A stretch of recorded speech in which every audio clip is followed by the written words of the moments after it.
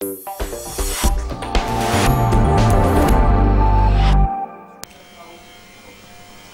is the world in miniature.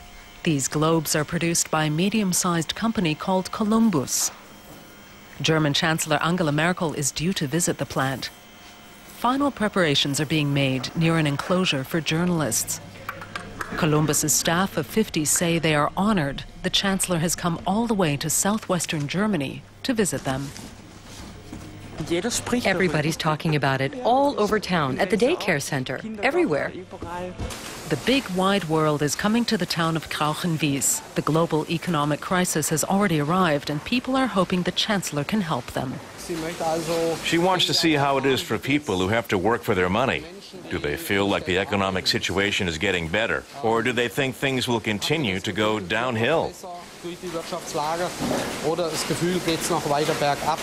The company's U.S. sales have dropped by 30%, but company owner Thorsten Östergaard is optimistic. He wants the Chancellor to put more pressure on banks. Basically, we need the banks in order to expand. Smaller and medium-sized firms need them badly, and it's difficult for them because banks are holding back at the moment. You can get money, of course you can, but basically, it's impossible to provide the collateralization you need for this money.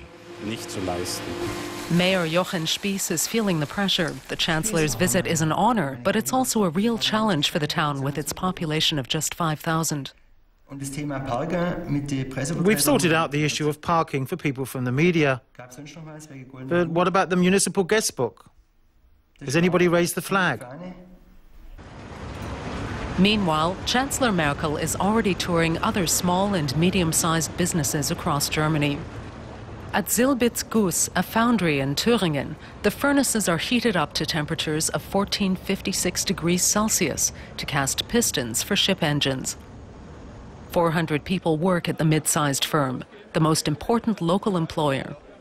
General Manager Wolfgang Maruschki and his staff are pinning their hopes on the Chancellor. Sales are currently down by a third. I'd like to welcome our Chancellor, Dr. Angela Merkel, to Silbitz-Guss. The Chancellor tries to encourage the workers despite reduced working hours and an economic downturn.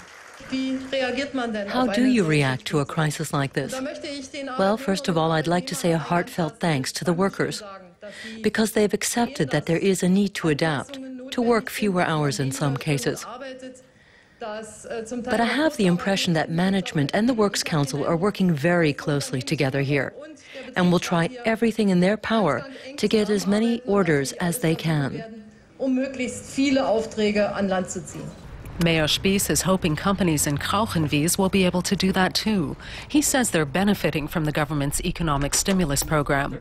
A carpenter tells the mayor he's doing just fine. The people here in Swabia have a reputation for being thrifty. When they're not confident about investing in stocks and banks, they invest in their homes and property. For craftsmen, especially those who do renovation work, things are looking really good. But metal workers and auto suppliers have been hit really hard. 3 companies in the region have gone bankrupt. A third of the machines at FEMA are standing still. Just before the crisis, the company was planning a massive expansion. Then in autumn, there was an unpleasant surprise. The bottom dropped out in the first 2 months. We went from 100 to 0 in a flash, and then nothing worked. Chancellor Merkel is about to arrive in Krauchenwies. The grounds of the globe-making factory are abuzz.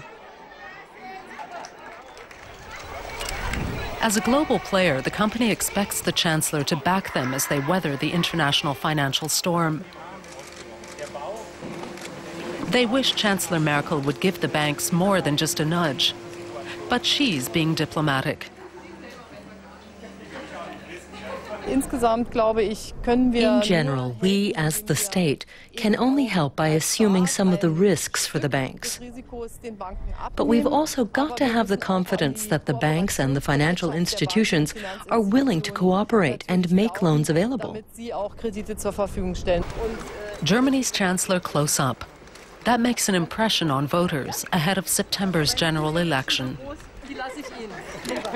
She was very interested and committed and spoke to our workers. And talking to her personally, I found a clear expression of what matters to medium-sized businesses. So I'm very satisfied.